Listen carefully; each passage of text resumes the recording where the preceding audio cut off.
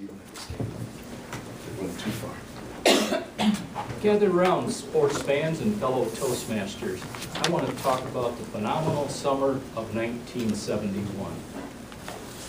By 1971, the shock of my cousin Mike getting killed in Vietnam was behind us, but a cloud and shadow still hung over the family.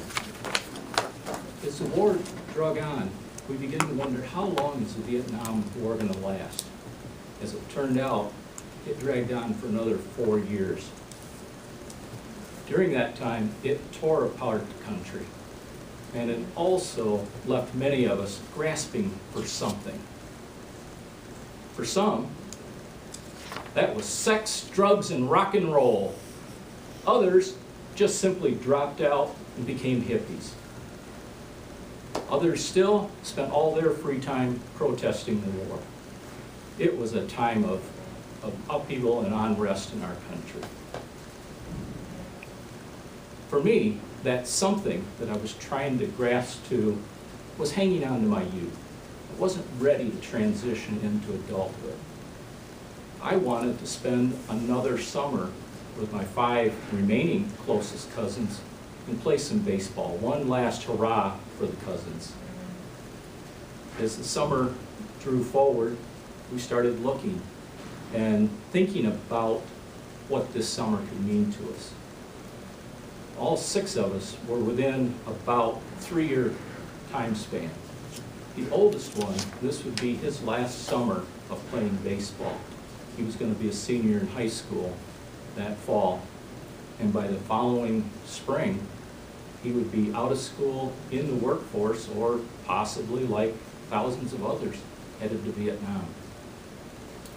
For the rest of us, we still had 2 years of school left.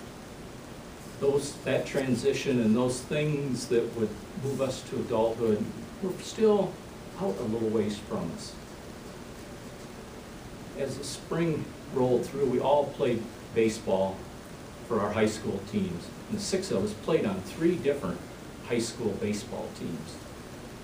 But our hometown was the little town of Sumner, Michigan. Population maybe 100 people. That's where we always played our summer baseball. We've been doing that for probably 10 years.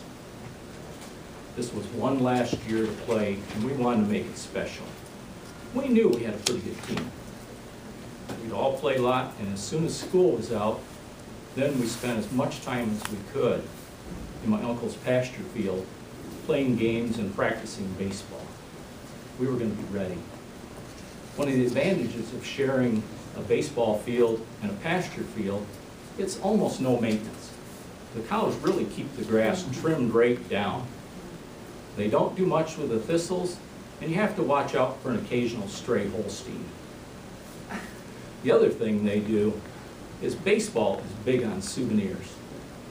Cows tend to leave big souvenirs all over the baseball field. You get a hit, you round first, head for second. Before you go into that head first slide, you want to be darn sure that is indeed second base. With our high school season behind us, our summer practice going well, finally the rec season started for the little Sumner Pony League team. We were good. We kind of knew that, and it showed up in our first games. We won our first several games. And as we looked at the standings, we realized Elm Hall, another little town about 5 miles away, was going to probably be our toughest rival. We then looked at the schedule. We played Elm Hall at home in the last game of the year. It was going to be a fun season. Typically, a Wednesday night in the town of Sumner, Michigan, in the middle of summer, it's pretty dead. 100 people, it gets pretty dead around there. But when the championship game of the Gratiot County Pony League is on slate at the ballpark, everybody was there. The whole town shut down, everybody came to the game. Elm Hall only being 5 miles away, they brought a whole contingent of fans also. It was going to be an exciting conclusion to the Cousins' one last season. The championship game turned out to be everything it was cracked up to be. close, low-scoring game. My cousin Kevin was our pitcher. He was pitching a phenomenal game. And I don't know whether his older brother Mike was helping him a little or not. Mike was a good baseball player in his day. You wondered if there was a little intervention, because Kevin was pitching as good a game as he pitched all year.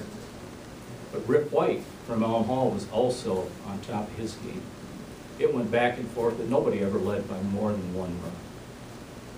It came into the last inning, bottom of the last inning. Our last at bat, tie game. I looked at the batting order. I already knew I was going to be the fifth hitter that inning if we got a couple of guys on.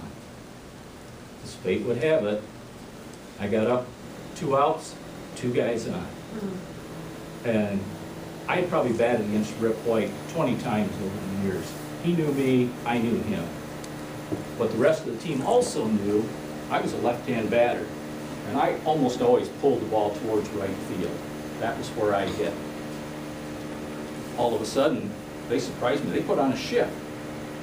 Shifts are common now. Back then, nobody put on a shift. All of a sudden, the shortstop, he moves over between first and second. The second baseman moves over so far, him and first baseman could have just about been shaking hands. The right fielder, he was right over by the foul line. The center fielder pulled way over into right center. As I looked over the field, there's a little short, stocky kid playing third. Probably covers the ground he stands on. He's not mobile, he's not going anywhere. Left fielder's way out there. I thought, all I got to do, hit a ground ball to where the shortstop would have been. Game's over, we win the championship. Of course, Rip White and the Elm Hall team knew the same thing. Rip didn't overpower you. He was a little guy. He didn't overpower you, but he had control. He threw the first 4 pitches, 2 right on the inside corner. I swung, and their strategy almost paid off. I hit 2 little dribblers down the first baseline. Fortunately for Sumner, they both were foul. Then he threw 2 pitches that almost hit me. I'm digging in, I'm ready. One of these numbers, I dig back, and there's another one. Then I don't know if it was strategy, knowing he brushed me back twice, or a mistake. But he threw a ball on the outside part of the plate. I thought, all I got to do is hit a ground ball in the shortstop spot. I hit it, and I hit it hard up in the air. I thought, it might be a play the left fielder can make. But I thought, well, there's no way watching the ball. I got a motor to first. I'm just, for all I'm worth, headed to first base, just picking them up and laying them down. I get about 2/3 of the way to first. I hear this big roar from the home side of the field. I glance out, the ball's over his head and just trickling out through the outfield. I touch first, the run scores, game over, we're the champs. We stopped, shook hands with the Elm Hall players, guys we played against for 10 years, sort of knowing the transition was happening as soon as we left the field. We would probably never see most of those guys again. We don't know what our future was or theirs, but it was a step in time we had to take. The cousins and I just milled around the field forever. It was like we didn't want to leave. We knew that was a transition into another phase of life. We just didn't want to do that. Years later, I saw Field of Dreams. The young ball player steps off the field into old age. An old country doctor becomes an old country doctor immediately, saves the life of a little girl, and realizes that was what he was destined to be, not a baseball player. Mine took a little longer. I played my junior year of high school and was going to play my senior year thinking I got a chance to get at least a partial baseball scholarship to a smaller school. But by then I was working 6 and sometimes 7 days a week in a factory. And I thought, no, I can quit the factory, play baseball, and hope for a scholarship, or I can stay in the factory, work hard, and pay for college 1 car part at a time. I made that decision.